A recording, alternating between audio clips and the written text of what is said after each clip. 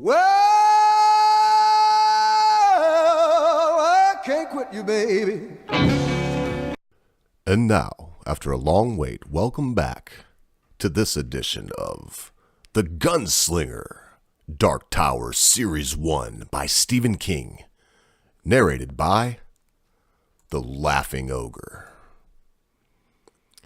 The glow had taken on a color, blue, and as it came closer it became softer, paling the radiance of the phosphor as it mixed with it.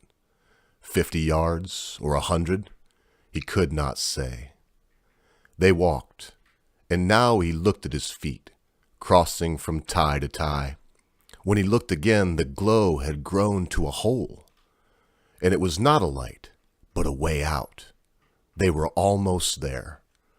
30 yards, yes, 90 short feet. It could be done. Perhaps they would have the man in black yet. Perhaps, in the bright sunlight, the evil flowers in his mind would shrivel and anything would be possible. The sunlight was blocked out. He looked up, startled, staring, and saw a silhouette filling the light, eating it up, allowing only chunks of mocking blue around the outline of shoulders, the fork of crotch. "Hello, boys!" The man in black's voice echoed to them, amplified in this natural throat of stone, the sarcasm taking on mighty overtones. Blindly, the gunslinger sought the jawbone, but it was gone, lost somewhere, used up. He laughed above them, and the sound crashed around them, reverberating like surf in a filing cave. The boy screamed and tottered and windmilled again, arms grating through the scant air. Metal ripped and slowed beneath them. The rails canted through a slow and dreamy twisting. The boy plunged, and one hand flew up like a gull in the darkness, up, and then he hung over the pit. He dangled there, his dark eyes staring up at the gunslinger in a final blind, lost knowledge. "Help me!" Booming, racketing. "Come now, gunslinger, or catch me never!" All chips on the table, every card up but one. The boy dangled, a living tarot card, the hanged man, the Phoenician sailor, innocent, lost, and barely above the wave of the Stygian sea. "Wait then, wait a while."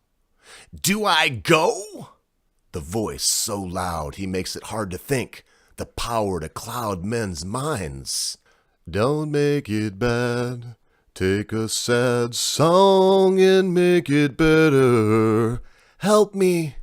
The trestle had begun to twist further, screaming, pulling loose from itself, giving. "Then I shall leave you." "No!" His legs carried him in a sudden leap through the entropy that held above him, above the dangling boy, into a skidding, plunging rush toward the light that offered, the tower frozen on the retina of his mind's eye in a blank frenzy. Suddenly silence, the silhouette gone, even the beat of his heart gone as the trestle settled further, beginning its final slow dance to the depths, tearing loose, his hand finding the rocky, lighted lip of damnation, and behind him, in the dreadful silence, the boy spoke from too far beneath him. "Go then. There are other worlds than these." It tore away from him, the whole weight of it, as he pulled himself up and through the light and the breeze and the reality of new karma. "And we all shine on." He twisted his head back, for a moment in his agony, striving to be Janus. But there was nothing, only plummeting silence, for the boy made no sound. Then he was up, pulling his legs through into the rocky escarpment that looked toward the grassy plain at the descending foot, toward where the man in black stood spread-legged with arms crossed. The gunslinger stood drunkenly, pallid as a ghost, eyes huge and swimming beneath his forehead, shirt smeared with the white dust of his final, lunging crawl. It came to him that he would always flee murder. It came to him that there would be further degradations of the spirit ahead that might make this one seem infinitesimal, and yet he would still flee it.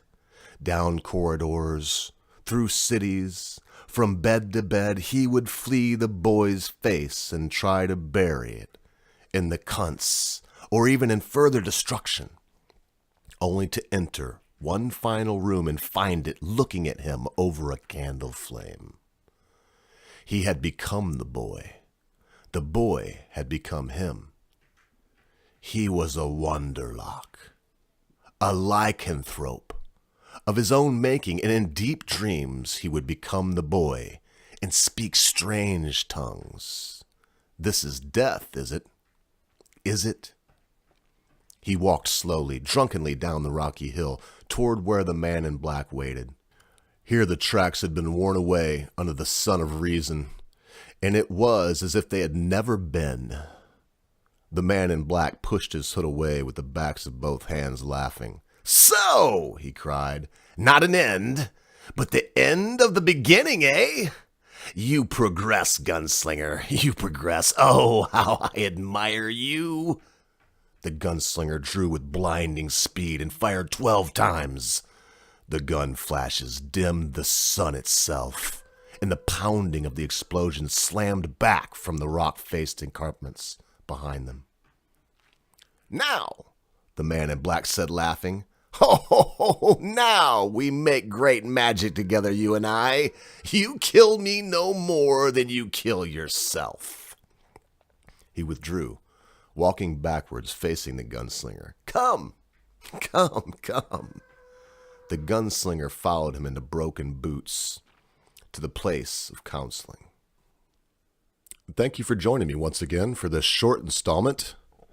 This catches us back up, and when we rejoin Roland and Walter, the man in black, we will find them in the Golgotha, having a deep discussion on the paradox of size. Once again, my apologies for the long delay. The summer and especially the harvest time fall are a very busy time in my life, and I find myself going one day to the other, and they melt into each other, and before I know it, 4 or 5 weeks have went by, and I don't know where the time has gone. I hope time slips by sweetly for you, constant viewer, and I hope that we can meet again when we re-engage the story of the Gunslinger. Well, I'll just leave it at that since I messed it up. Have a great day. This is the Laughing Ogre.